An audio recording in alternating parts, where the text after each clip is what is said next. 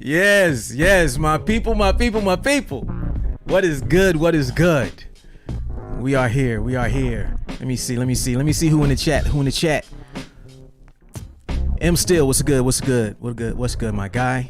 Dan Rizzo, evening to you too, sir. GRXNS. I don't know if that's grands, whatever it is, brother. Yo, what's up to you too? TC Muse, what's good? Episode 2. It's going down. Frying. Let's go, man. It's good to have y'all here, man. Should have done this like a month ago. My goal was to do these once a month, but sometimes things happen, and sometimes you take time off and you don't do stuff. So as y'all come into the chat, let me know what city y'all from, and let me know what y'all do, what kind of art y'all do, what y'all create. I know we got producers in here. We be having photographers, crate digger, DJ. We got a DJ in here already. I know Elijah, he does a little bit of everything.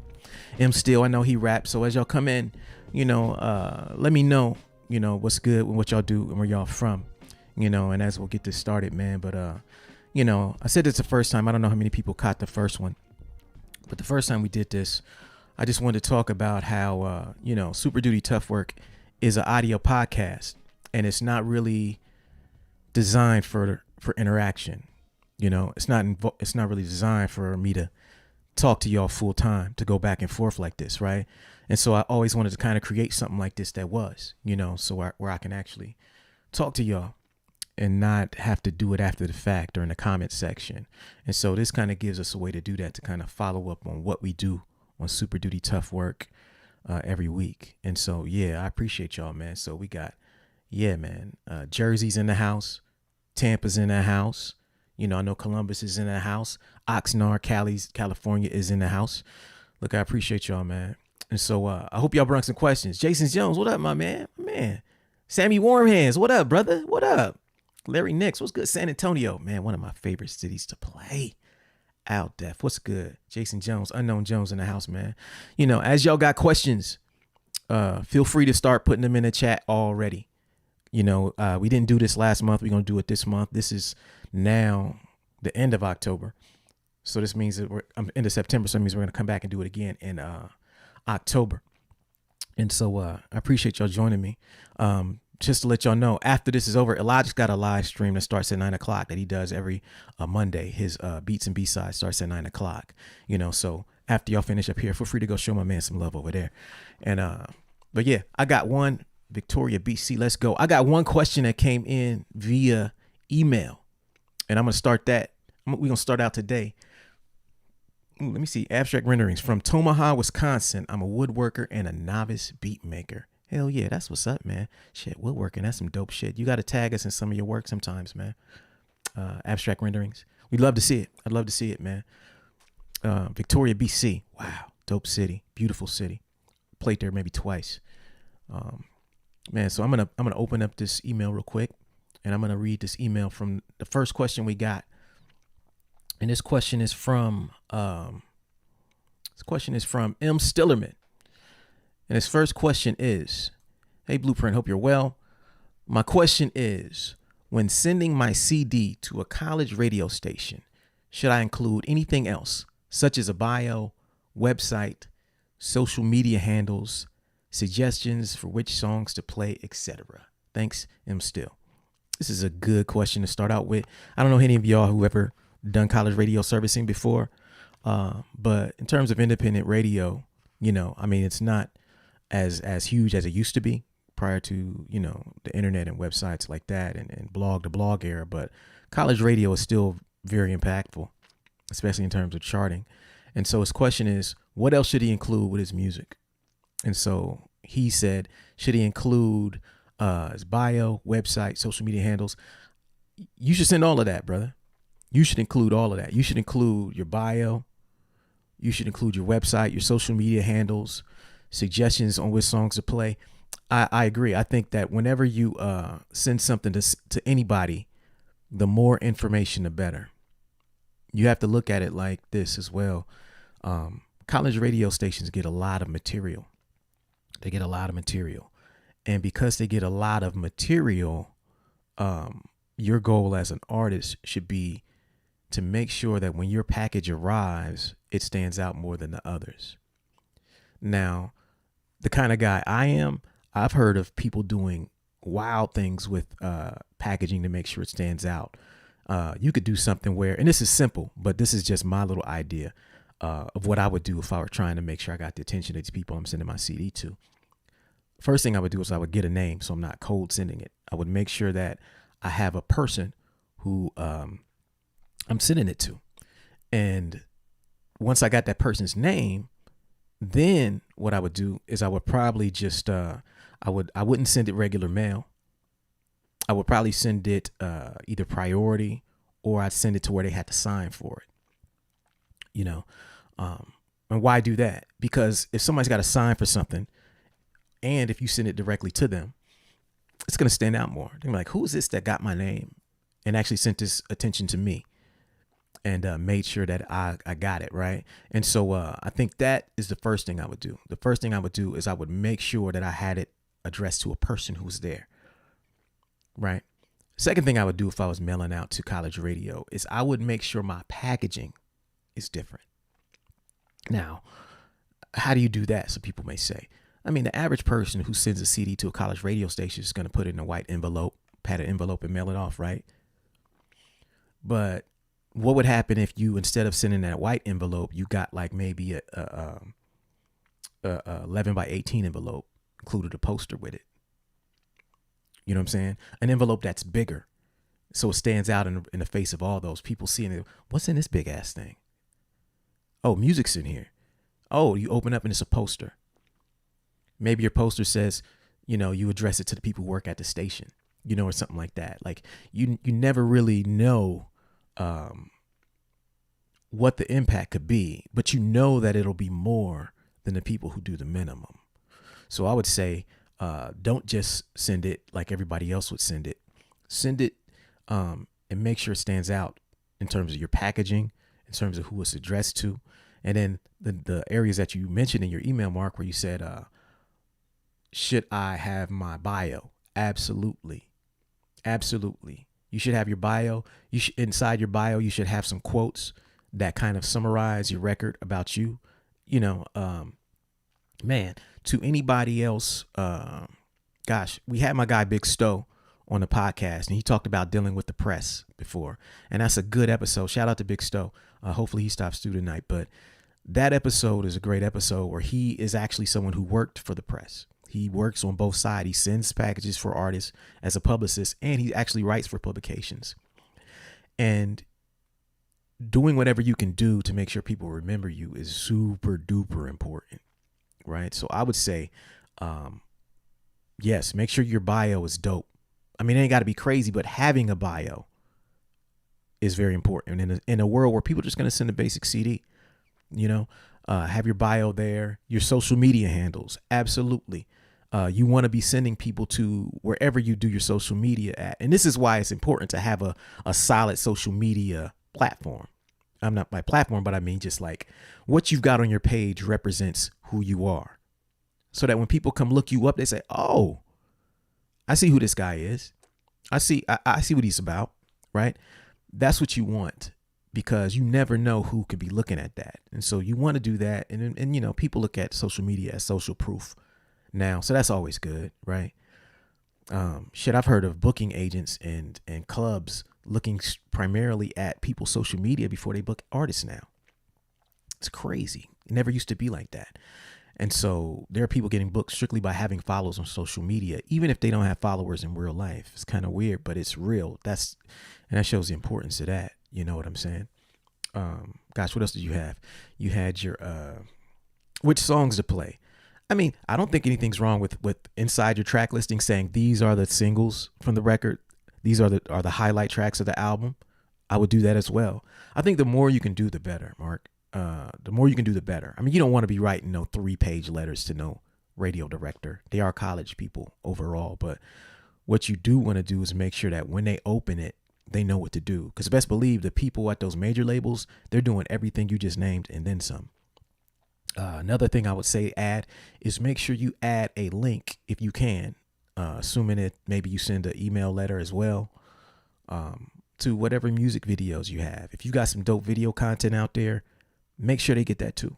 Make sure that they know exactly what you're getting. You know what I'm saying? Because sometimes that visual part could be what puts them over the top to play the record. You know what I'm saying? Especially if it's one for your single. You know what I'm saying? Yeah, I hope that helps. Anybody in the Willie Evans Jr. Clean versions. Say it again for my people in the back. Yes. Golly, that I gotta put that on the screen. Hold on. Willie Evans Jr. just said clean versions. He's absolutely right. One of the biggest complaints my guys have who do who do radio is that artists don't include clean versions anymore. And you got to understand, a lot of these college radio stations, they're servicing the city, and they do have regulations. They can't just, podcasts can play whatever, profanity, whatever. But a lot of these college radio stations are under the same set of rules that the bigger radio stations are in terms of profanity. And so you want to make sure that you include clean versions. And if you don't have them, at least have a link to them. Here's where FCC still applies. Exactly. My guy Craig. Yep, it still applies. So make sure you're doing whatever you can to maximize your chances of success. And that includes clean versions. My last 3-4 records, I've been trying not to cuss at all because I got tired of making clean records for everybody. It's like, man, let me just not cuss so much. So I ain't got to make these clean versions for people who want to play my records. You know what I'm saying? And so I'd say do that as well. In fact, I'd say the main version you send out should be clean, right? It should be fucking clean. People can get the dirty version anywhere else. But you don't know people's sensibilities when you send it to a radio station like that. And so make sure you send out your clean versions because, that shit don't get played, man. And you don't want anything to stop you from getting played. So I don't know if you're still in the chat, but let me know what you think. If you had any follow-up questions to that. But yeah, that's a great question, man. Yeah, but man, the chat is looking good, looking healthy in here. Let me go back through some of these and see some of these questions, man. I appreciate y'all coming out tonight, man. This is a Monday night, streaming. We in here, y'all. Let me see what we got. Oh my God, TC Muse. Let's go. Episode 2. Hey, y'all see how your boy got the comments on screen now? See, we have formulas. We update the formulas and then we come back and we can put the comments on the screen the next time we do this. You know what I'm saying? Hell yeah. Let me see. I'm going to go through and see what kind of questions I got. Much love, San Antonio. That's my guy. Let's go. 614. Let's go. Okay. Toma Worker. Yep. That's my guy right there. Do you think you'll tour again anytime soon? From Rhino Bang. Man, touring is such a weird thing right now, man. And I'm working my way down. So those of you who are in the chat, keep adding your questions to the chat. I'm going to work my way and get to all of them. I was trying to tour last year. Like everybody else, right? And I haven't talked about it much, but basically 2020 I had already set out 2019. I toured 2018. I was supposed to tour 2019. I finished my records in 2019. I was ready to go 2020. All this COVID stuff hit. Whole year wiped out. Last show I played was fall of 2019. 2021, same thing. Thinking, okay, maybe I'll try to do some shows later in this year. But if you look at how things have developed show-wise, the festival circuit has been going pretty good. Summer's going pretty good, especially with the availability of outdoor shows. But what I found difficult is to really, really plan around what's going on in a meaningful way. I don't necessarily want to be the first person out there doing it. I love to tour, but a lot of artists are going out there and you got to understand that certain things about touring are not going to be what they are because there's skepticism everywhere. So some of the bigger room artists, they're going to do great, but there's still some people who may not feel comfortable enough going to shows. There's still some venues who are limiting their capacity. And overall, the market is going to be a little compressed because some promoters are going to be skeptical. So even the artists that you see going out now, they're not getting paid what they would normally get paid to go do it. And so all of those things, plus me having a hard time getting my records out due to vinyl being backed up. There was a record I wanted to drop this fall, but as many people have heard, like the this impact that it's having on vinyl nationally, a lot of the turnaround times for vinyl are now a year. Even the local spot I go to in Columbus, there's 7 months right now. And that has changed everything. That's the main reason I haven't been able to drop a record this fall, when I wanted to. I wanted to have a record out last month, a full length. But all these turnaround times have kind of killed me, and which has killed like my release schedule has just been, thrown in the trash. And my touring schedule has just been kind of messed up, because to me, the two biggest things I would do is tour, release vinyl, and those things kind of go hand in hand for me. And so now it's just been a moment of regrouping and trying to figure out what's next. Touring, I hope to tour when my next record comes out. I don't know when exactly it's going to be. I'm going to start putting out a lot of music this fall and just kind of start working my way back to it, with or without vinyl, with or without shows. So as you see me, I'm just going to start putting out more music. And as I keep music coming out, just know that I'll be getting closer and closer to touring. And I'll probably do some weekend dates here and there. I'm thinking about probably rocking Dayton sometime soon, maybe Dayton, Columbus, maybe Cincinnati or something like that. Florida, they always got my love. Texas, same thing. I might do some dates out there. But as far as like a 70 city tour, I'm just kind of waiting to see how this thing plays out. I hate to be planning around something that's so volatile right now, with so much at stake. And it's been a rough couple years. You got to imagine most artists like me have lost about 2 years worth of earnings, you know what I'm saying? Where you're not really making what you would normally make. And some people not making anything. And so I just want to make sure when I go out there, it's legit, and it's ready. And so I'm just going to do my part to keep dropping more music and making it work. So I hope that answered the question, man. That was a long ass fucking answer. My bad, G. Okay, I'm gonna work my way down these joints. Let me see. Austin Shoemaker asks, solo artists are very prominent right now in hip hop. Any advice for a rap duo? Man, that's a great question, man. This is what I would do if I was a rap duo. The first thing I would do in a rap duo is I would play to the fact that I'm a rap duo. Like everything that involves, like if you go back and you look at like the older rap duos, whether they were producer MC or EPMD, two MCs, they kind of made sure that like they pushed it as a unit in everything they did, right?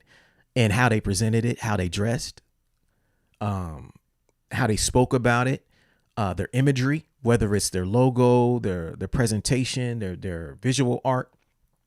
I would also take it a step further, how you rhyme. If I'm in a rap duo right now, I'm rhyming as if we wrote every rhyme together, because nobody's doing that anymore.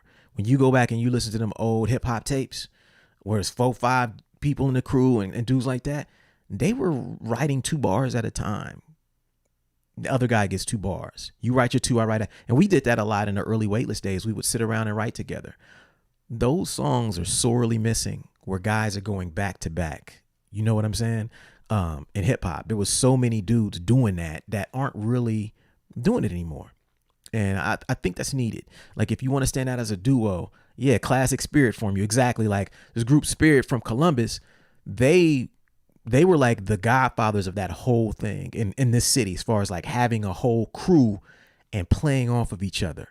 We don't really see that in hip hop anymore. Even the guys who do records together, it's my turn, your turn. You know what I'm saying?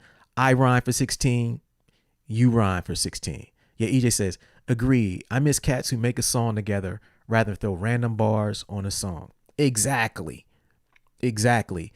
That element, I think, can be brought back.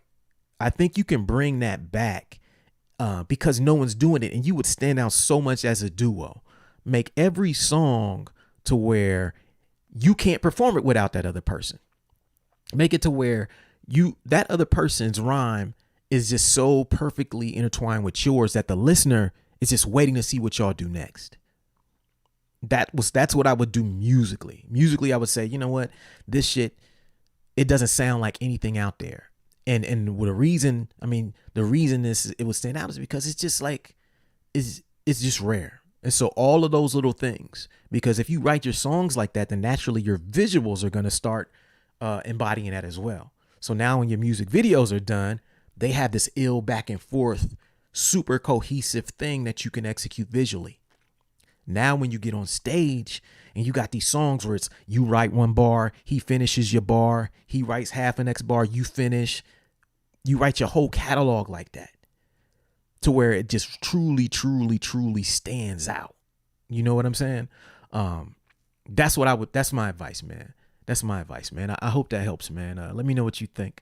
But that's what I would do. I don't know if anybody else got any ideas, but anybody else, as far as rhyming in a crew, I think make sure that if you're in a crew, rhyme like you're in a fucking crew. You know what I mean? All the solo stuff. You can't have no songs where one dude rhymes for fucking 32, 64 bars that you would do. Nope. None of that. 4 bars, 8 bars max. And the majority of songs should be back and forth, sit in the room together and write them together. So I hope that helps. Let me see what's next. But that was right there. Let me see. Sammy Warmhands asks, as someone who's focused mostly on physical media, what are some resources for getting Spotify playlist placements? Man, you know what, man? This is a wild question because a while back, shout out to Sammy. A while back, I made a tweet and it was about how my plays on Twitter on Spotify were just taking off, and I had no fucking idea how. And to this day, the key is to get on playlists, right? Like you can tell through your analytics when you get added to certain playlists that contribute to your plays, right? So that's right. The problem is you don't really know how you got on those playlists. I don't know.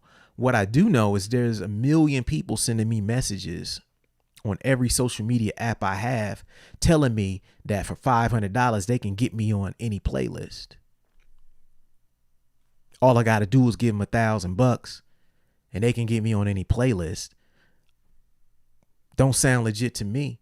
All I can say is that I haven't seen a lot of strategic things that I personally have done to get on playlists. I've seen getting on playlists move my plays for months up 20,000 from like 40,000, 50,000 to 60, 70,000 plays per month on Spotify. But I don't know a single person who's hit me and said, yo, I'm going to add you to this. But I think the key though is I think Spotify, and the key to Spotify to getting your plays up, period, is to release more music more. I think Spotify is one of those machines that just rewards people who put out more. It's almost like YouTube in that sense. How YouTube rewards you for putting more shit out. I think Spotify is very similar in that the more you put out, the more one song gets added to people's playlists. And then as these clusters of people start playing similar songs, it starts recommending their songs to them. Because if you really look at it, one of the biggest features that Spotify has is, similar artists.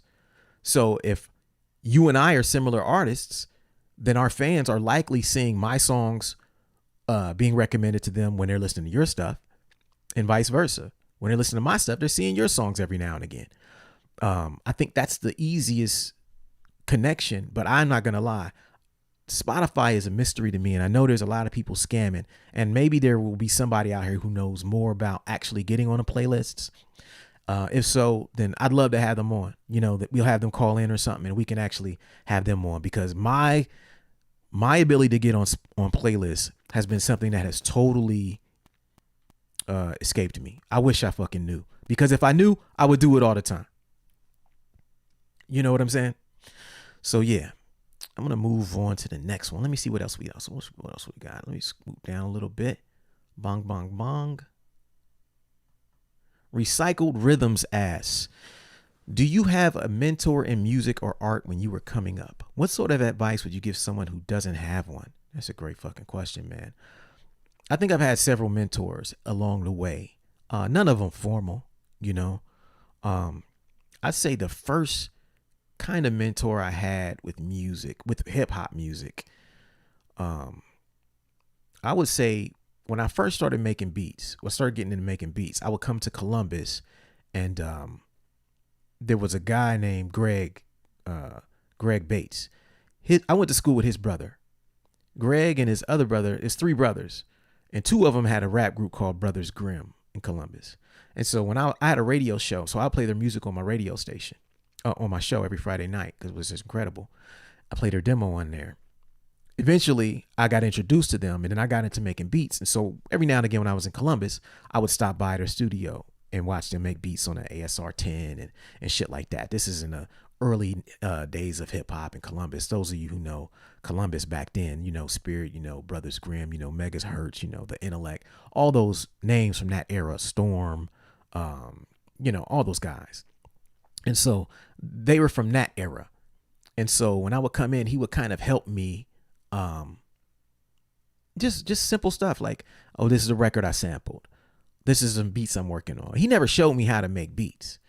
I honestly would just go in his basement and just sit in a corner like this, quiet, because that's what you typically should be doing anyway. If you're learning from somebody, you should just be sitting up and just being a sponge, So I was a sponge to him, but he inspired me a great deal. And that was just on the music side of things. On the business side of things, I think some of the mentors, or really I had peers who turned into mentors. So I would say in terms of touring and being a live artist, Slug was my mentor. Slug from Atmosphere, because Slug taught me, he taught everybody on Rhymestairs pretty much how to rock a show. Like, all of us thought we knew how to rock a show until we toured with Atmosphere. And so when I was playing shows, and Logic will tell you this, we used to be bad on stage. We had some me, Logic, and Prism had some classically bad shows until I went on tour with Atmosphere. And when I went on tour with Atmosphere, that's when Slug taught me. He didn't sit down and say, hey, this is how you do this. This is how you do this. He showed me. He showed me what professionalism was, because he stood at the table every night and talked to fans and signed autographs. He was gracious. He was respectful and courteous to people. He treated the staff in the venues with respect. He treated the sound man with ultimate respect. He never talked to people crazy or got in arguments with people or fought with people over money. He came in, was the consummate professional, and in doing so, guys like me, Brother Ali, everybody else who came after him, we watched and we're like, okay, that's how you do it. That's how you do it. He taught us how to deal with booking agents. You see what I'm saying? He taught us how to make a set list. It may seem simple now, but how to make a set list before you get on stage, how to practice your set before weeks before you play. Why you want to be recording your set when you practice, so you can go in and listen to it and feel the momentum of it and play it back and make changes. I learned all this stuff from Slug. The first time I went on tour in 2002, he flew me out to Minneapolis.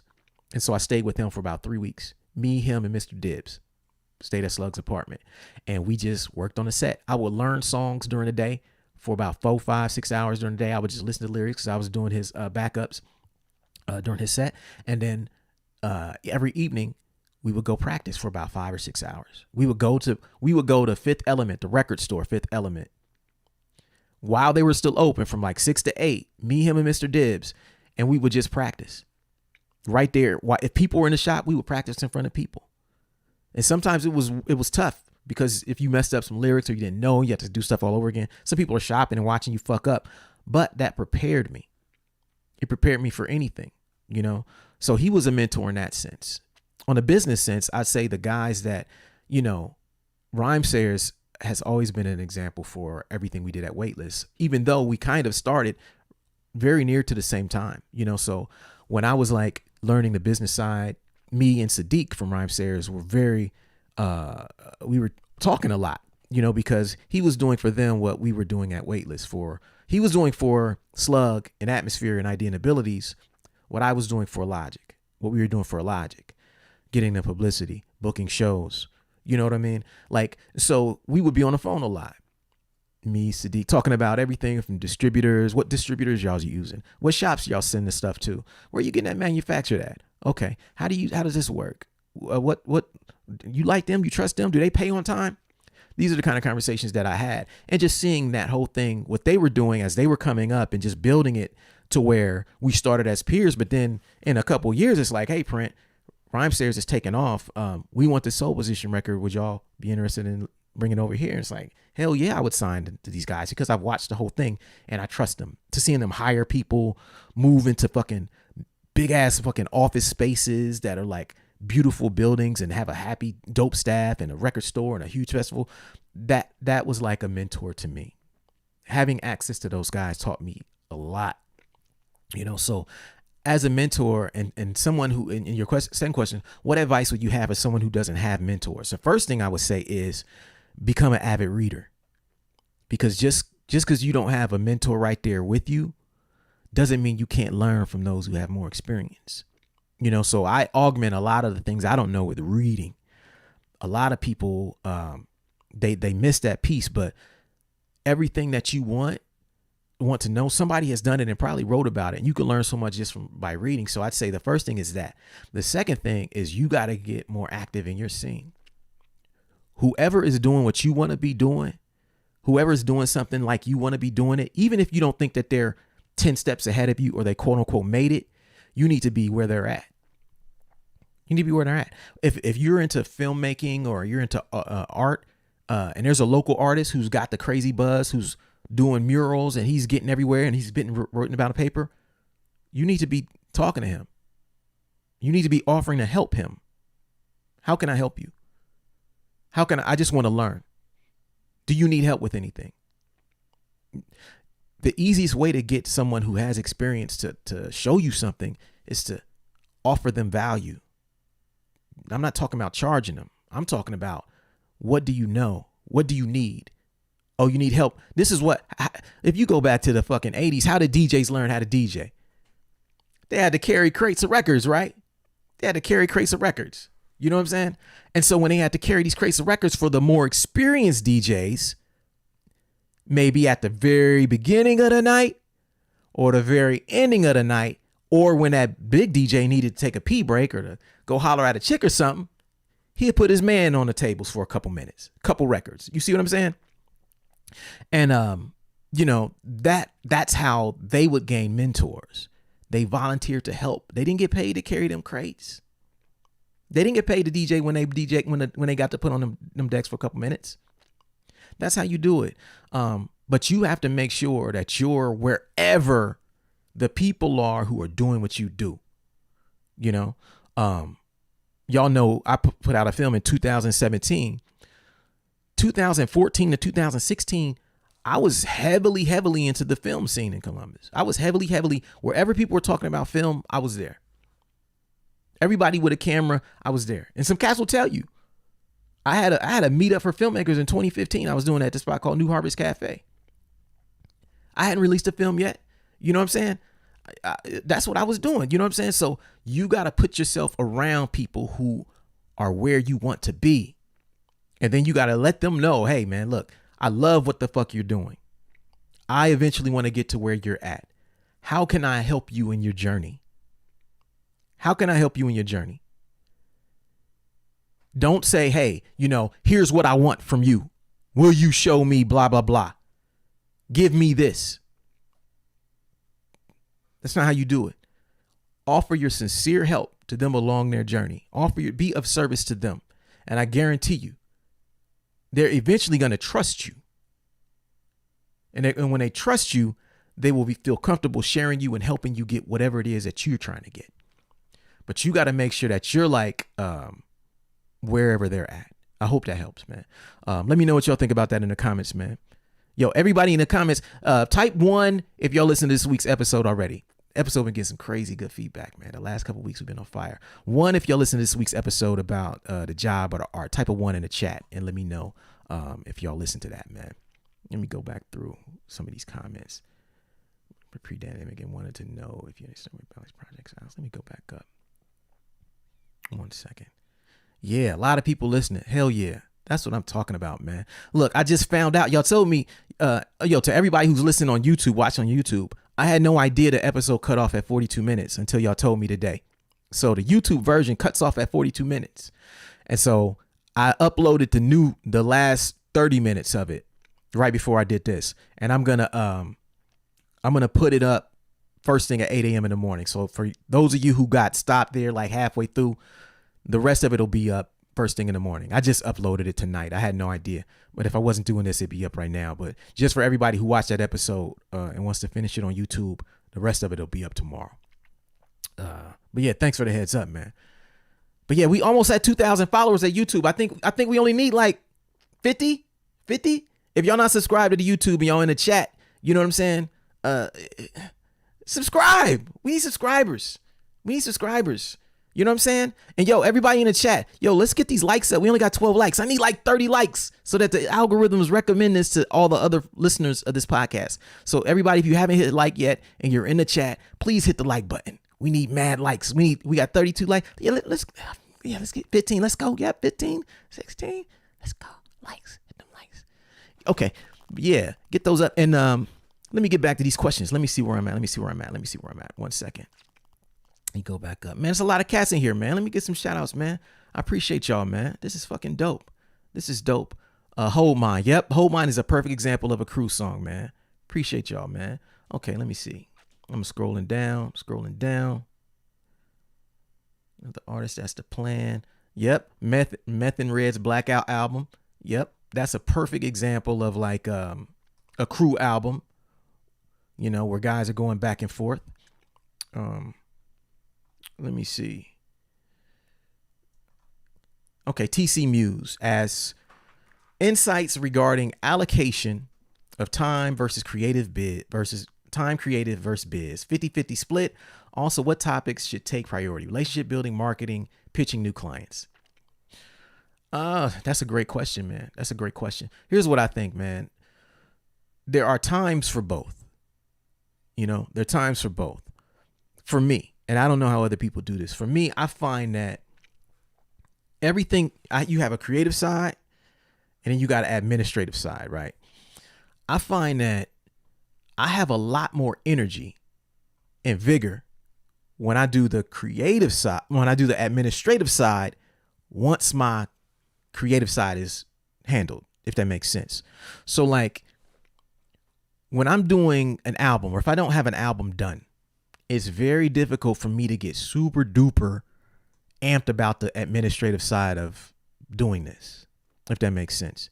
But once my album is done, all the promo stuff, all the social media stuff, all that stuff, man, I can go at that hard as hell. Like, because now I know what it's for. And so I like to tell cats like, hey man, look, man, why not just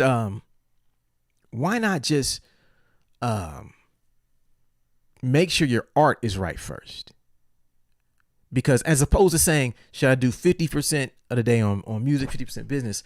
I'd say once you get a project done, then you'll probably have the energy to do more business stuff. So like I'm doing a lot of administrative stuff right now, be it sales, be it reprints, restocks, social media stuff.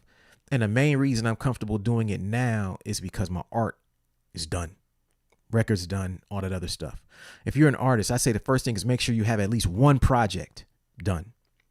And that project should fuel you to be able to spend more time on the business stuff, because it's very difficult to do nothing but business stuff, administrative stuff, if you don't have no art to power you through that. You know, my days right now, I'm probably about 65%, 75% administrative, 25% creative. But that's only because my art is done, you know. So I'd say when your art is done, make sure you're going harder on administrative stuff then, because maybe you don't have nothing to really energize you to push on the business side.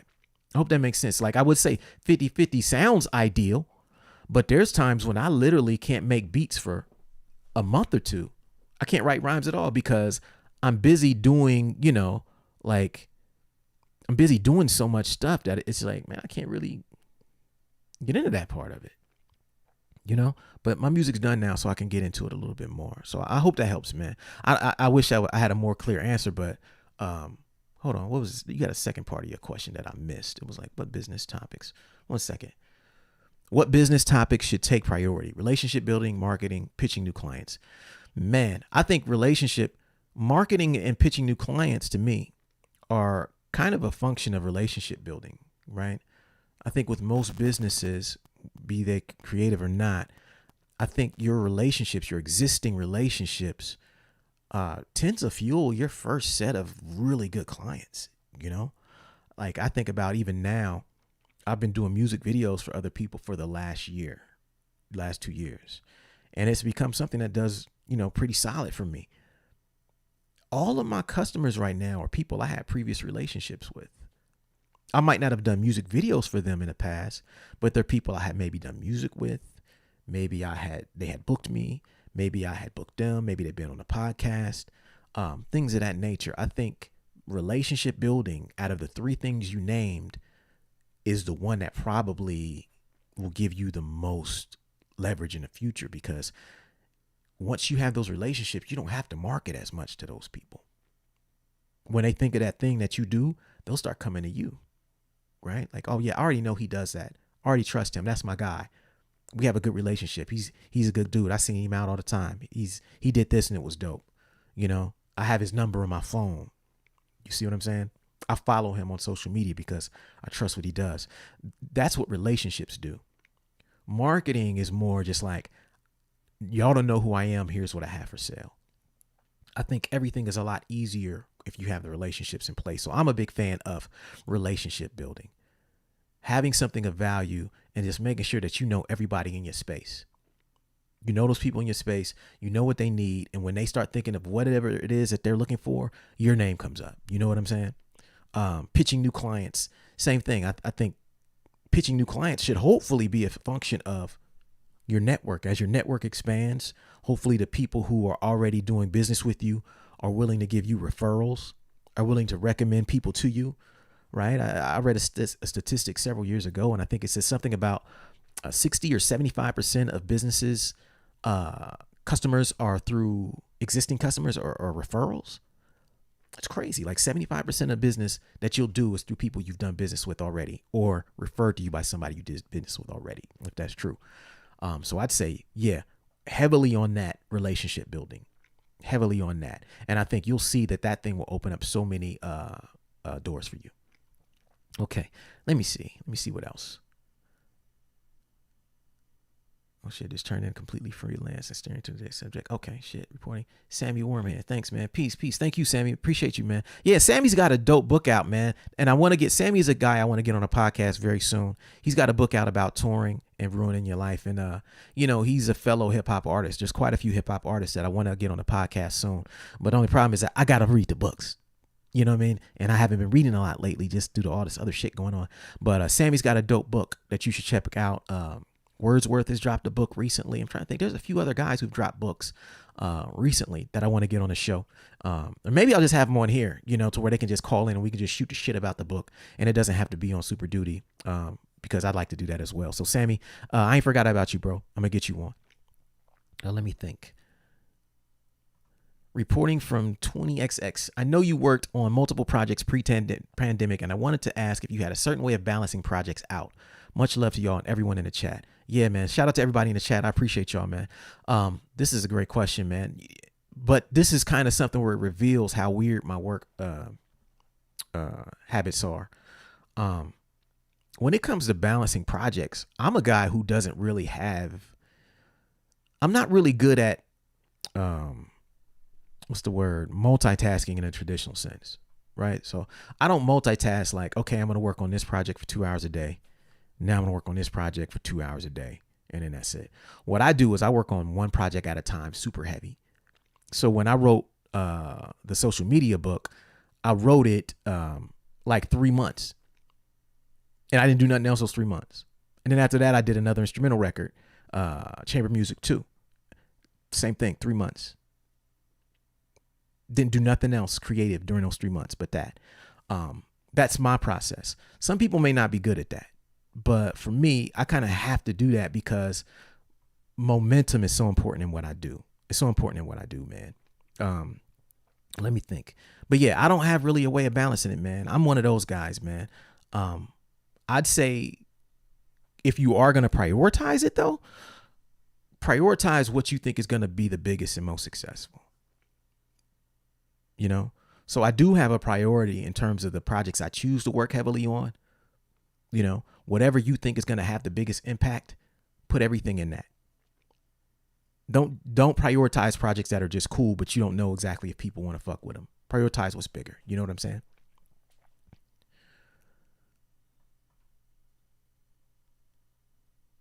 Yeah, see, this is a good comment from Crate Digger. He says, there are folks, this is in regards to the playlist question. He said, there are folks who have playlist creation as a part of their brand universe. Building relationships with those folks is an option that puts you on those playlists. They may not be the home page playlist. Exactly. That's a great comment. Yeah, man. Yeah, there's people who that's straight up what they do. And there's a lot of money in playlists right now, man. There's a lot of money in playlists, man. And so, yeah, if you're an artist and you know people who curate playlists like that, rock with them, and make sure they know who you are. You know what I'm saying? Because outside of that, I don't know personally. I've never done that, but there's definitely a lane for that. And there are people who straight up just curate playlists for artists. Okay, let me see. Ricardo Tejeda, the layout of this is dope. Thanks, Ricardo. Appreciate you, my man. He said, but it's supposed to stop the algorithm, see if your name tracking is. Yep. Slug shook everyone's hand at the front door of the first con that I ever attended, Covington, Kentucky. Facts.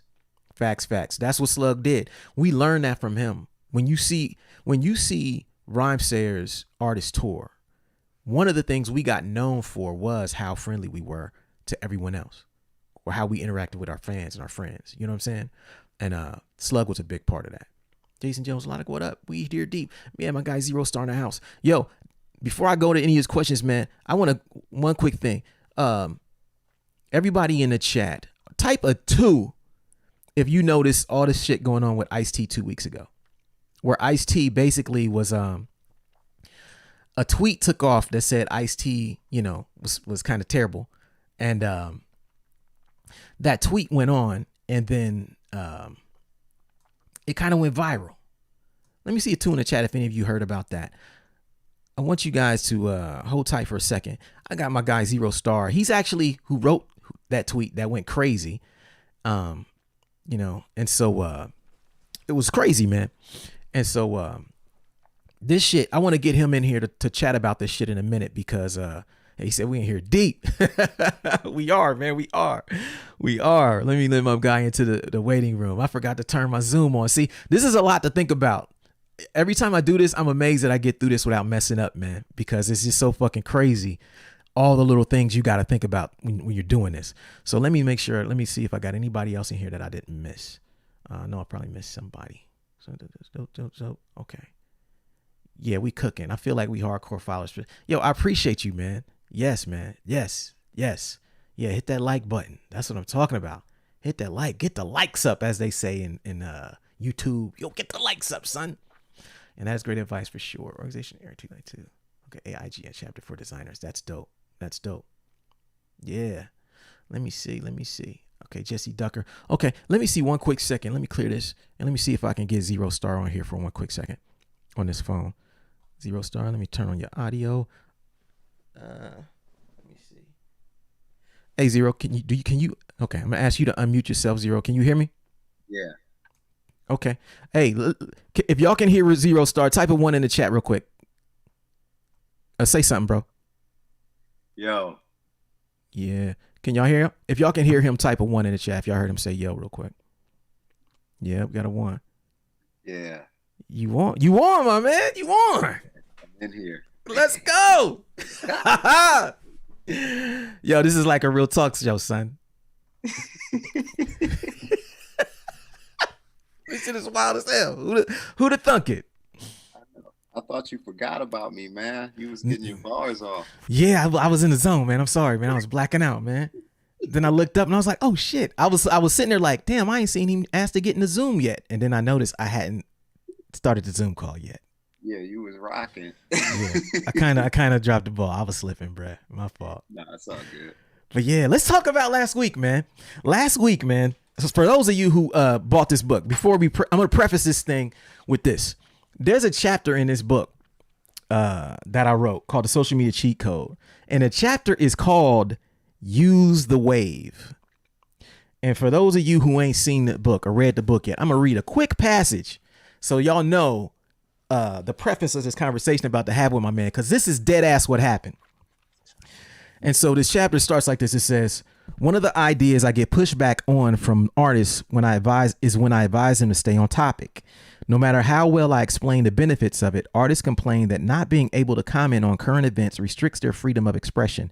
They believe they should be able to talk about any topic at any time on their professional pages. And you know what? They're right. They should be able to talk about any topic on their professional pages. Unfortunately, the vast majority of them can't do it properly, so I don't recommend it. The biggest problem with how artists deal with current events on social media is that they simply ride waves. They have no shame in hopping on whatever wave is popping that day, getting emotionally wrapped up in it, while rarely adding anything new to the conversation. Even worse is that they never connect the topic with who they are or what they do. When you combine this with not posting about their art enough, it creates a situation where their followers start to feel like they aren't getting what they signed up for. Instead of riding the wave, I tell artists to use the wave. Riding a wave means that you're just a passenger, willing to follow the wave wherever it leads. To use a wave means you're taking advantage of the wave's energy, then using it on your own terms for your own benefit. When you ride a wave, the wave determines your destination. But when you use a wave, you determine the destination. This distinction is very important. And I go on to talk about how to ride a wave, the benefits of that, and what can happen, the good and the bad of it. And so I wanted to have my guy Zero Star on because he kind of dealt with the bad of it for like a whole week, y'all. My man's car got stolen, I think by Ice-T fan, you know. But no, he wrote a tweet, and I can't remember what the tweet. You might be able to remember too. What was it? What did the tweet say, Zero? So, all right. So basically, the tweet said, I'm trying to remember exactly how it went, but it basically said that Ice-T has 0 joints, but but he's a Hall of Famer. Yeah. You know, first ballot. And I was saying that it's incredible that he is, you know, he's able to, you know, be where he's at, but his player rating is like a 48. That was the part. Yeah. The 48 player rating was the part that just set it off. Right. So here's the thing though. Like, so for everyone that I understand why it went where it went, but I'm gonna just say this. For people that follow me on social media that understand like how I write, that's how I write. So I just, and you know, even like when you talk to me, I talk in like a lot of hyperbole, like, you know, it's just, I was being extra trying to be funny. Yep. But I don't expect people, you know, who don't know me to get that. So, but also I'm thinking too, like, yo, it's not like I'm big on social media. You know, it's not like I have thousands and thousands of followers. So I'm not even really tripping. Because if you go back through my social media, I probably got way wilder takes than that. Oh, facts. And facts. So I went to sleep. You know, I said that on a Wednesday. I went to sleep. You know, I didn't get back on Twitter the rest of the day. And then I woke up the next day and my mentions was on fire. And I couldn't even, like, I couldn't even, I didn't even know why.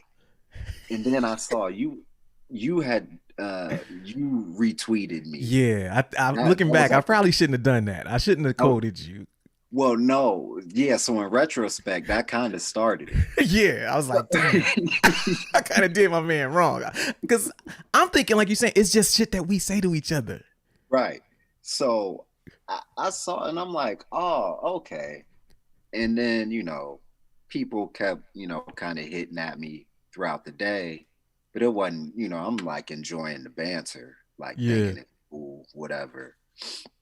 And then Questlove tweeted me. No. So Murs tweeted you. Yeah, I was gonna say before him, Murs tweeted me. Mac Lethal tweeted me, and I'm like, yeah, all right, whatever, you know, like Murs, I get it. You from the West, I get it. Yeah. And again, like, I'm trying to explain, like, yo, I'm just saying, like, musically, dude's not fire to me. Like that's just what it is. You know what I'm saying? Like, and that's, but he's an absolute legend. You know what I Yeah. mean? And Yeah. I'm gonna still stand on that. Musically, I don't think he's fire. And but you know what's crazy? The amount of people that agreed with me in secret. But that's a whole nother thing. But so so yeah, Murs tweets at me, Mac Lethal tweets at me, and then you know, I'm you know, it's starting to pick up some steam, but I'm still like, oh yeah, okay, it's cool. And then Questlove tweeted at me. Uh-oh. And Yeah. then like my mentions just went crazy. And I was like, yo, every time I hit refresh, it was like 35, like just new people. And I was like, oh man, this is crazy. And then you know, so that went on the rest of the day. And you know, I'm still kind of like, this is kind of wild, but I'm thinking it's gonna like die down. Wake up the next day, same energy. I'm like, dang. They was on your neck. They was on your It's neck. on my for immediately, like Yeah. all times of the day. So I'm like, You know, the funny part is you and I were tweeting the first day, and I was like, you was like, damn, they still on. It's midnight. I said, bruh, you just now catching the West Coast. right, right. I was like, you got a ways to go. This ain't over no time soon. Yo, so then like I woke up, fired off a couple tweets about it, and then it just came to my mind. I was like, you know what? You know who else falls in this category to me? The Beastie Boys. Fuck it. I threw them under the bus too. So but I said it in probably probably the way I should have said the Ice-T thing. Yeah, you ain't Well, giving them so no player then, rating of right, 32. right. But so then Ninth Wonder retweeted me on that. I saw that. So, but here's the crazy part about that, because he basically agreed with what I said. But Yep. so then my mentions started being on fire with a bunch of people agreeing with what I had said about the Beastie Boys, which was really what I was trying to say about Ice-T. I was just trying to be funny about Ice-T. You know what I mean? Yeah. So it was, and because Questlove had disagreed with me, the pendulum swung that way where everyone was just on my neck. And it was interesting to see how, like, where Ninth had agreed with me with a group I felt like was in the same category, it was a bunch of positive. But then on the other side with Ice-T and Questlove being like, nah, you're wrong.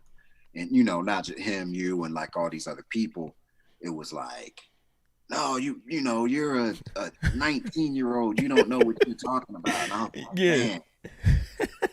That was the funniest part about it, was everyone thinking I was like this 20-year-old kid who has like no like knowledge of, you know, hip hop history, and you know, but the narrative was already what it was. So like I'm trying to explain to people and no one even wanted to hear it, you know. So at that point, then I like dug in and was like, fuck it. Y'all want to talk shit? I'm gonna just talk shit with you. And so yeah, you reached the point where there's a thing I talk about in the book where it's like when that shit happens, because you know, you and I talk about, you saw me go through it with like Wale's fans and like Wally Zerbiak's wife. Yeah, I forgot all about that. Well, yeah, me and Wally Zerbiak's wife was going back and forth over. So I can't remember what I said about Wally Zerbiak, but she was in my mentions heavy. It's just hilarious. And so I have one of those every couple years. I have one of those, man. And I remember this dude said a couple years ago, and I talked about in the book. He said basically when you get on the backside of one of those, he said you got two options, man. He said you can either tweet through it or log off. Right. And I was like, I wonder what car you're gonna do. Now you was like, nah, Jack, I ain't running. I was like, you gonna tweet through this shit. You tweeted through it, man. Yo, and so then it kept see right there in the comments, I see somebody said, I can't think of any records I've spun from Ice-T. Yo. Yeah, that's what I'm saying. It's not that crazy of a take. It's not. But it's not crazy, but it's, you know. I just didn't realize that. I just didn't know, man. I had no idea that you couldn't talk about him. I didn't know he was off limits. Like, I felt like all of a sudden people was telling me he was Mount Rushmore, and I was just like, yo, I've never heard this before. So that was bugged out to me. Yeah. So it went on for multiple days, and then someone had tweeted at me and said that they were talking about it on Sirius Radio on the Yeah. station, and I'm Hit- like, yo, Yeah. Dog, remember I sent you the thing. It was on hip. One of my fans sent me the thing oh, saying when Hip Hop DX right, wrote a right, whole post about it. right. Yeah, no, I'm skipping. Yeah, And I'm then skipping. it went to Sirius and like then Ice T. It was like crazy. Right. What? Yeah, no, I skipped way ahead. Yeah, so Yeah. this is still going on, right? People are still getting at me. I'm still, I'm fighting back.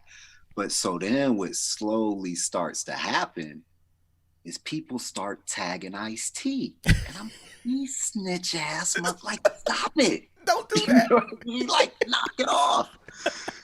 They keep tagging him. Yeah, I bet at final level he don't, and I'm like, dang, why do you keep?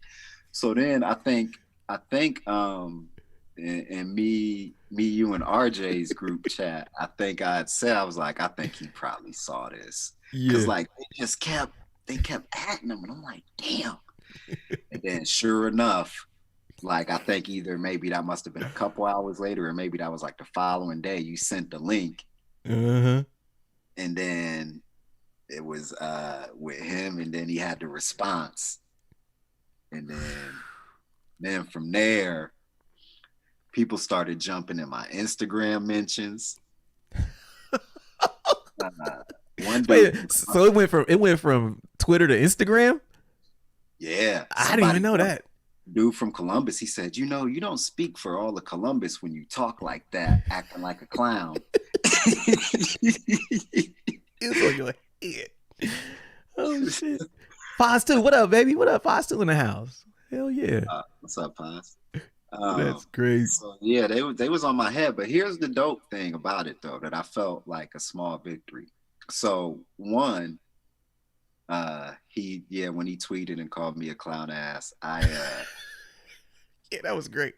Yeah, I responded, and I was just like, yo, man, I hope your streams went up. And he liked it.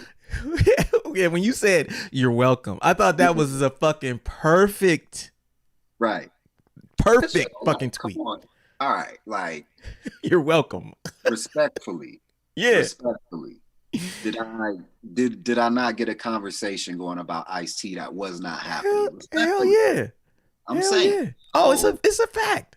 That's what I'm saying, like, and it's not like I was, that's the thing. It's not like I'm some, contrary to popular belief, I'm not some 20-year-old looking for clout trying to, I wasn't plugging music or anything. I'm just a dude on social media, man. Yeah, that's just crazy. But the dope thing, so what I was saying was the dope thing, like a small victory to me, because right before that tweet, I had my, one of my freestyles up there, right? Yeah. So here I am saying a dude who's a legend is a 48 player rating. Now, social media gonna be on your head like, oh, who you think you are? Facts. Let me check this guy out.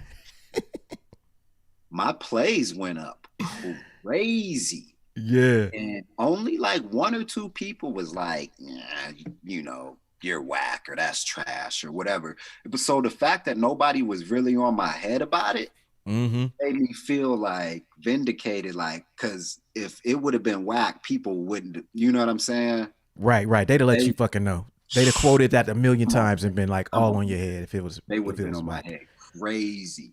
Nobody really said anything. They just let me rock. So I was like, okay, all right, well, so. Yeah, man.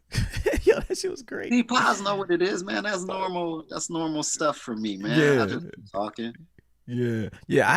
I had some thoughts, and this is what's kind of crazy, and which is why I thought this would be dope to talk on here, is because like I have this theory, and it's just like for everybody in the chat, because this stuff can happen to you at any point. There's gonna be something that blows up that you tweet. If you're tweeting right, there's gonna be something that just blows up that you don't have no control over, right? And so I had this idea that, like, whenever stuff like that happens, one of the ill ways to do it, to freak it, would be to make whatever that was you fucking blew up for your thing. Right. Like, the ill shit to do for those of you sitting at home, if something like this ever happens to you, think about what it was that you tapped into, because you've said it yourself, Zero, that there were hundreds of people who agreed with you. Yeah, for sure. They wouldn't say it publicly. Yep. They wouldn't say it, but they were liking it. Your ratio wasn't that bad. It wasn't. I mean, the quote tweets were hilarious. That shit had me in tears. Just they were so fucking funny. But the likes were not that bad. People were liking it. And so, like, what I thought, and for those of you at home, if this ever happens to you, what I would say to do, pay attention to what it is that motherfuckers hate you for. Like, oh, y'all, these spicy takes that is what got y'all on this shit. Double the fuck down. Every week, do 2 or 3 of those. Right. And then it becomes your fucking thing. Yeah. Because like you're saying, your Beastie Boy tweet got picked up by Ninth, and that one wasn't even viral. Right. Right. It could have, if you didn't have one that was already going viral, that Beastie Boy tweet would have went viral right after that. Right. I promise you. It was just that that other one was getting so much fucking attention. Right. And it just becomes, yo, I would have changed my fucking bio. 0 star, the dude with the hip hop hot takes, with the takes that you agree with, but the takes that you act like you don't agree with, but you do, or that you agree with behind closed doors. I think my bio is Ice-T hates me. yeah, that's good. That's good. That's good. You know, man. Because man, I that's what a lot of people who tend to blow up off of stuff like that. What I know is about them is they're very good at being like, oh, wait a minute, I might become the person who I can be the face of this thing. Right. Let me just dial this in. You know what I mean? Like, and then you just like, you created the wave, and now it's just like, fuck it. I'm gonna get something out of this now. You know? Right. And so like, yeah, I thought that would be just like an ill thing. For those of you at home, I mean, you obviously can't just do it tomorrow, and there's so many factors, but man, seeing how that worked and like your tweets, you know, it created that thing. Dog, you could do that again every fucking month or two. Right. Yeah, man. It's I definitely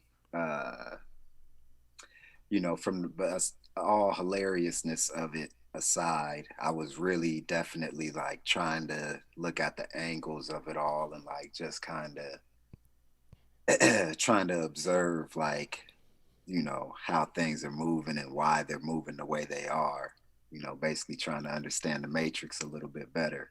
Yeah. So it was interesting to be in the middle of something like that, because you see it all the time on social media happening and you wonder, like, how does that happen? Yeah. And, you know, so when it happens to you, like, then, damn.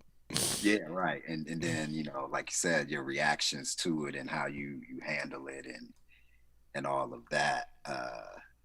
You know, Pa said, "Don't talk about bumpy knuckles."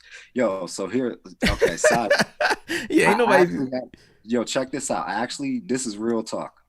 I actually have a list of people that I refuse to say anything negative about on social media because I am afraid that they will come find me, and he is definitely on that list. Another person that's on that list is Chino XL. He's too big, man. I don't want no problem. Oh shit. Examine Baseball said he's got a good bumpy knuckles story. Okay.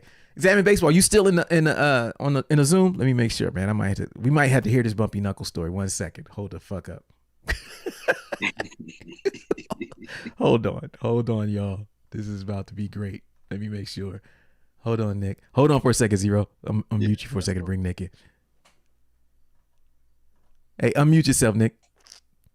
Hey, you there? Friend. Yeah, am I clear? Yeah, you mad clear, son.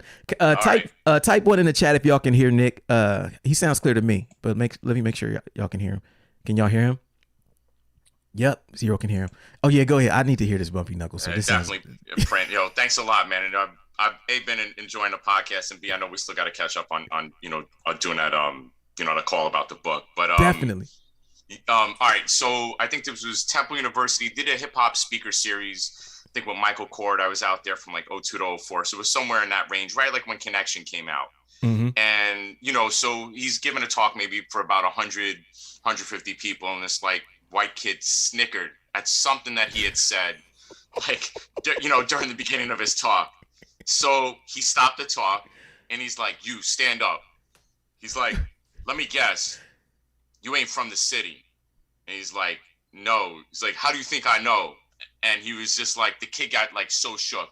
And he's like, yo, he's like, you're not allowed to say like another word for the rest of the talk, or I'm going to make sure like myself, you know, that you find your way out. So you just saw everybody shut the fuck up and freeze for the rest of the time. And then, you know, Bumpy talk for about like an hour, you know, about the industry and everything else. But like the fear of God that went through the kid, and honestly, like the rest of us, you know, I was like, what, 23, 24. I was like, yes, sir. You know, I just sat and watched him talk for the rest of the time. And it was pretty hilarious, but he still had that physical presence about him then. Yeah. And, you know, like you were wondering, you know, he was talking about how he had the, you know, twin millies and all that stuff. Maybe not on him, but you didn't know. Maybe he really had it on him. So, yeah.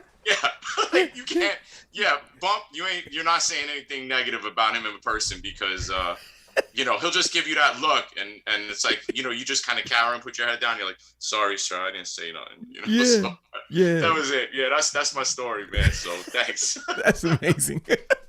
That's amazing. Hell yeah, man. Thank you so much. Let me cut back over to Zero. Sorry, hold on a second, man. Hold on, unmute Zero. You still there? Are you still there, Zero? Yep, I'm there. Yeah, Nick, thank you so much. That is fucking amazing. Yeah, hey, man, that's hilarious. But that's my point, man. I definitely there's certain people I won't say anything about, and he was like, he's top 2 on that list, and he ain't number 2. No. I mean, he's one of those guys who is physically intimidating. Plus, he'll shoot your ass. It's like some guys. It's like, oh yeah, I might fight that guy, and then he's got the combination of I can't beat him fighting, and he'll probably shoot my ass. Right. Yeah, man. He's like his stories are. Yeah, he's legendary. I'm good on him, man. Nothing but positivity for that brother. Great said. Crazy. This man clicked over on the live screen like a high school phone call. Hey, had to do it, man. We needed to get that on here, man. Hey, had to tell the story, man. That shit is great. He told us how he went into Land Speed and got his money back. I've heard that story. I've heard about him getting his money back from Land Speed. I didn't hear the shit, but we might have to click over and get you back on the three-way. Hey. Hold on. If y'all want to hear this Land Speed story in the chat, type one if y'all want to hear this this Bumpy Knuckles the bill collector story. We might need to hear this. I got a feeling I know how we got it back. You typed the one in the chat. Zero typed the one in the chat. He already like, yeah, I need to hear this. Hold on, Nick. We coming back. My man Larry Nicks typed mad ones. He came with 100 ones. This one here, I just want to hear. Yeah, everybody want to hear this. Okay, this is Bumpy Knuckles story time. Okay, hold on.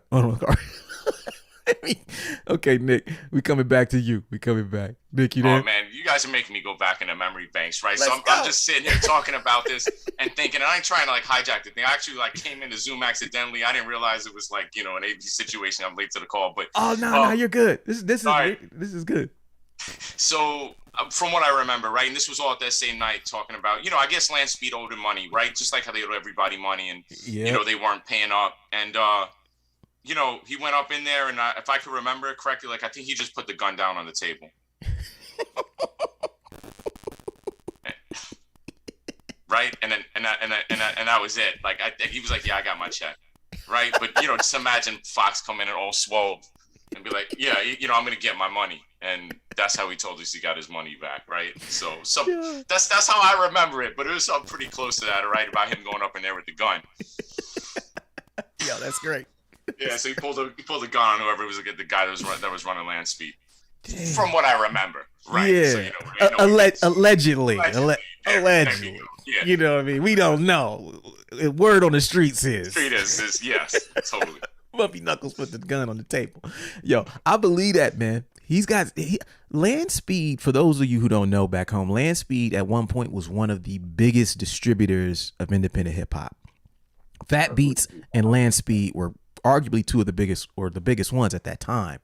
And Land Speed was also, just like Fat Beats, they mess with independent hip hop, but they also mess with guys who were on majors quite a bit. And so they would sign these guys who were coming off of their major labels and do deals with them sometimes. And Land Speed developed a reputation for doing these P&D deals, these pressing and distribution deals with artists where they press your record and they distribute it, but then not paying people on the back end. And so hearing that Bumpy Knuckles went up in there and just put the gun on the table. Right. It's just amazing. Amazing. It is. Well, they were like rolling money into the next releases, right? So it was like, you know, it was like they were pyramid scheming it, allegedly, right? From what, you know, some of the other artists at the time had told me, right? That like they came up short. So they were like taking from one person's release, you know, to pay the next one. And I think this was over Industry Shakedown, right? I think that came out through them. You know, I'm going back, right? So. I believe so. Yeah, we got pyramid schemed back in those days. Like we were putting out records. Gosh, what distributor name? I can't remember their name right now, but we were selling through everything, and we printed our own stuff. And even then, when we did a couple vinyl releases with them, they were just not Land Speed, but it's a different. I can't remember their name right now. But was it Raptism? Nah, this was before them. They were bullshit too. Yeah, fuck Raptivism too. It wasn't Caroline, was it? Nah, not Caroline. This was a smaller one. They were smaller. But what they ended up doing, the dude who ran it, the kid who ran it, he was like, you know what? Being a distributor is not good enough. I want to be a label. So then he starts signing artists. As soon as he starts signing artists, we stopped getting paid. But he ran out of our records. He was basically taking. We find out he basically who was some of the artists he signed? His first record I think was Cunning Linguists. Oh no, this was Fresh Chest. Was it Fresh Chest? It was this. What was the kid's name over there? I can't remember what that kid's name. Was it Six? Nah, not him. Okay. There was another kid. It wasn't Fresh Chest. Man, I'm going blank. They were the dudes that had Cunning Linguists. I remember. Like you have to check with Super because he was if it's the same people, but he might know. Yeah, because me and Super talked about it on tour. He was like, damn, they was just taking y'all shit to put out. Or Boiling Point. Boiling Point, that's it. There we go. Because now, he mentioned that in a song. I remember that. Like yeah. Yeah. We funded all those records. Waitlist did. we funded all those dudes' records who came out, their first 4 or 5 records. That was all Waitlist money. Was that Super also, or was that a little bit after? I don't know if Super was on there after, but I know that they definitely got us, and they were just like, they basically admitted like, look, man, we blew all these money on these records. We can't afford to pay y'all. We still want some more records so we can sell them. We're like, dude, y'all basically sold all the records we gave y'all. Y'all sold the shit that, you know, and then y'all didn't pay us, and now you're asking for more records so you can make back the money you lost on these artists that you didn't make money on. The audacity. Yo, back in the day, it was crazy. So a lot of people don't understand dealing with distributors back then. It was a crapshoot. If you got paid a couple times, be happy. We sold through so many times but we couldn't get paid once people started trying to be labels. When they were just distributors, it was fine. Once they started trying to do all this other stuff, it was like they were going to sell all your shit, put it into somebody else, and then you couldn't get paid anymore. But then they'd be hitting you up every week. Yo, we just need 50 more of them Logics. Yo, we just need 30 more of them fucking Greenhouse records, man. Just let us get some more, man. We'll get it back. Right. Like, y'all owe us like 5 G's. Y'all owe us like 10 G's, 20 G's. Man, we just need more records, man. Right. You know, it's crazy. It's crazy. Yeah, man. So hold on. Let me mute y'all, man. Hold on, let me see if anybody got any more questions in the chat. I think I might have done all the questions, man. I done. Can I get one off? Yes, go ahead, Nick. Yo, it was about today's show. So like, I just was thinking about this. You know, you talking about like working full time and then doing art, right? Yeah. I just got through like 3 interviews today. And like, I'm absolutely sauced after like teaching a whole day. How did you make time, you know, to do your music and then do the work surrounding it? Yeah. You know, after working 8, 9, 10 hours, you know, with the commute and then having to, you know, whatever, eat and do all the other stuff. at home? How'd you do that and manage to get a reasonable amount of sleep, or did something suffer? Yeah, well, back then, I mean, I was pretty much, I was working from like 8 to like 6 or 7. My thing was more like from 8 to 11 every night, pretty much no matter what. And then all day on the weekends. That was when I kind of worked on the art. You know what I'm saying? So from that would have been from 97 to 2002. All those years, pretty much anytime I got home from work, I would try to make beats and try to, work on the business. But most nights I only had about 2 or 3 hours. So if I made one good beat every night, I would do it. Saturdays, I would wake up early and go digging. And then I make beats all day Saturday. And then maybe once a month, the whole crew would come down, Logic and Greenhouse. They would come down to stay the weekend at my apartment. We do music the next 2 days. But overall, all I could do was 2 to 3 hours a night then. But those records, which is what I was talking about on the show, like the first 2 Logic records, the Unforeseen Shadows and the Got Lyrics records, those were the records that really kind of put the spotlight on Weightless and all of us. Produced those. 8 Million Stories, I wrote that while I was working. Unlimited EP, wrote that while I had the job. And I was driving back and forth to record with RJ in Columbus. He was working at a bank when we were doing those first 2 Soul Position records. RJ was a bank teller. Wow. You know what I'm saying? And I was working for Kroger. And we would just drive down and try to record. He would come to me sometimes, and we would record him in the basement of my apartment. And sometimes we would record at his apartment, but we didn't have no real gear. We didn't have a lot, but we would try to do it on the weekends and go hard. He'd send me beats. I just try to write during my commute, some bars at work. But overall, all I had was 2 to 3 hours a night. And that's kind of all I did. And at that time, we were just doing everything because we were just so, I say that to say that I didn't know that the Soul Position shit was going to stick any more than I knew the Logic shit was going to stick. Mm-hmm.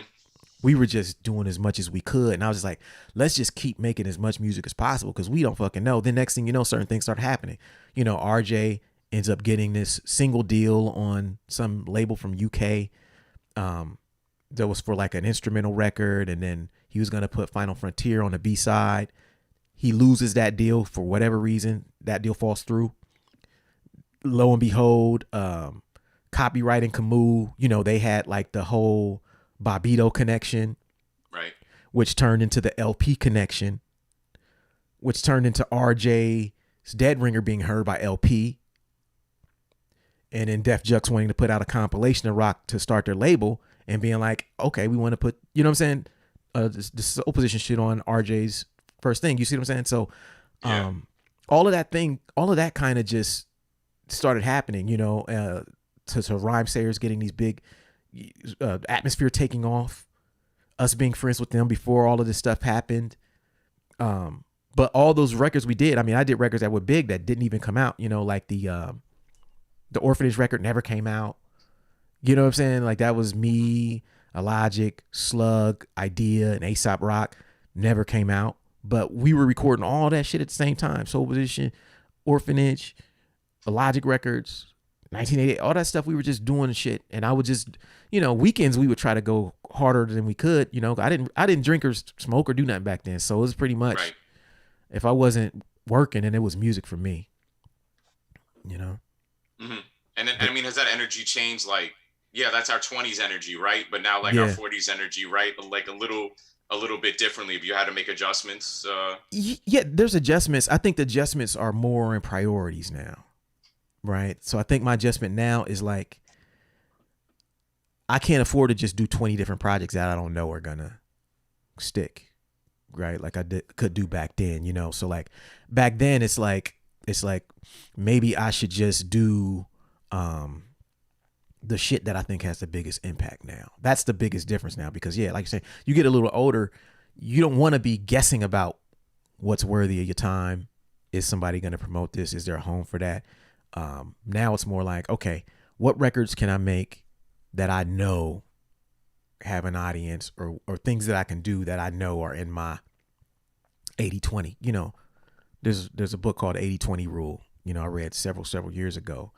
And for those of you who haven't read this book is basically talking about how they studied a bunch of businesses and a bunch of successful people. And what they realized was that for all of these people and all of these businesses, the 80-20 rule applied. The 80-20 rule meant that 80% of a business's profits came from only 20% of their products.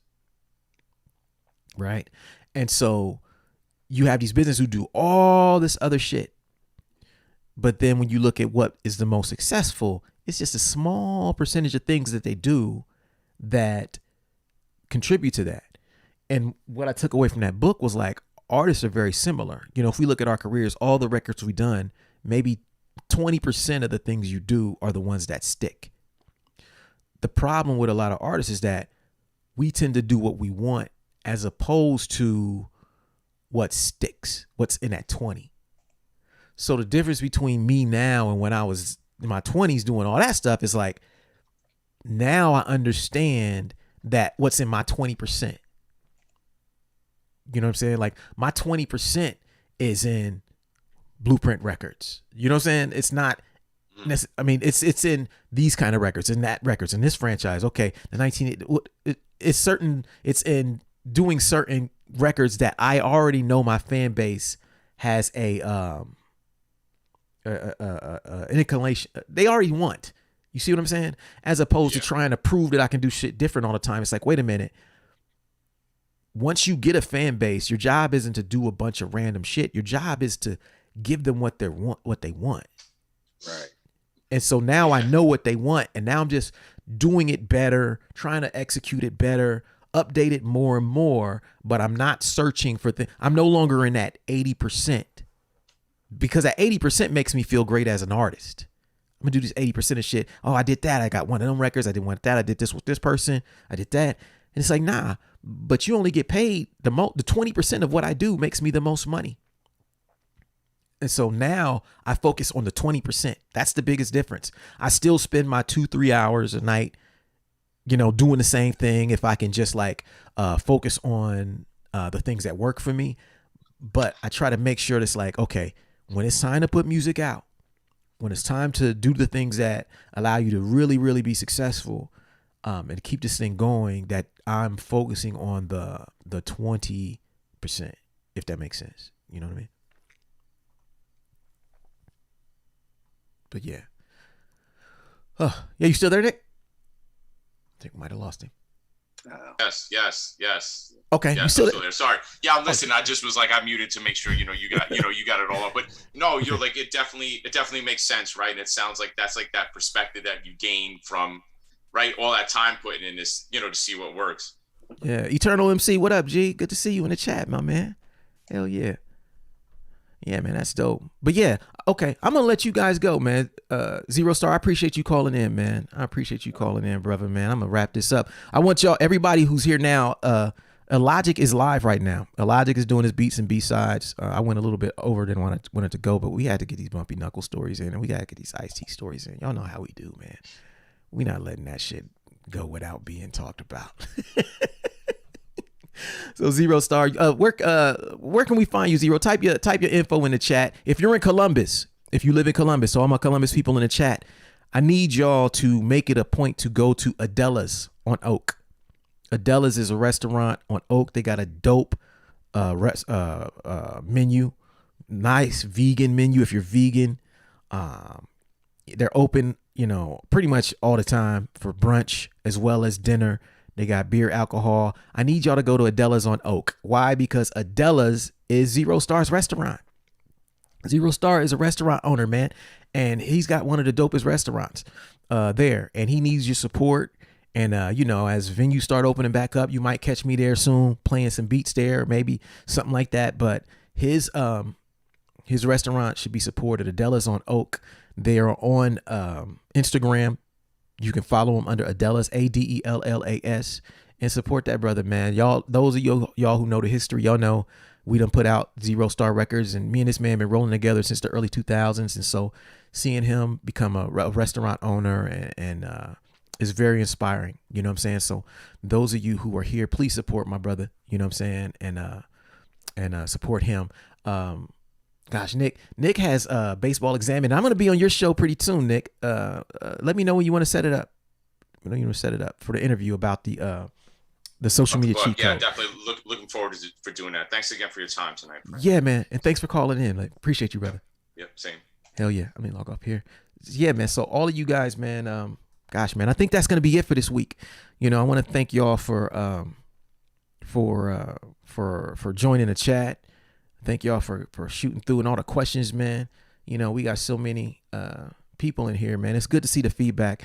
Let me know if y'all want me to do this every month. If so, I'll probably start doing this every month, man, just to give guys time to kind of get their questions together and things of that nature, man. And so Willie Evans Jr. Shit. Oh yeah, Illogic's YouTube. What is it? I think it's Illogic. I think it's youtube.com/Illogic614. I'm pretty sure his handle on YouTube should be similar. Excuse me, I'm burping and shit. Should be similar to his other one, which I think is Illogic614 on there. And he's doing his beats and B-sides every week, where he's doing a deep dive into his Celestial Clockwork reissue and playing beats and talking about that whole thing. So please go over there and support my man. But yeah, I think it's Illogic614. And let me see everybody else. Yes, dope. Yep. Time to start Twitter beef. Yeah, that's hilarious. D Hill. Yeah, thanks, Paz. Appreciate you, man. Yeah, at least every month. Yeah, let's do this, man. At least every month. We've had some really good feedback on it so far, man. So for those of you, I appreciate y'all. If y'all want to support Super Duty Tough Work, head on over to he said if you want Prince to do this every week, type 1. Hey, you never know, man. People seem to like these. This is only second one, and this is this was really dope, man. So, we want y'all to kind of subscribe to the YouTube channel and spread the word about this, man. Bring your questions, and we'll do this as often as possible, at least once a month moving forward. So I thank y'all, man. And I'm gonna get out of here, man. And so thanks to Zero Star, thanks to Nick for calling in, and I'll see y'all next week. Peace, y'all.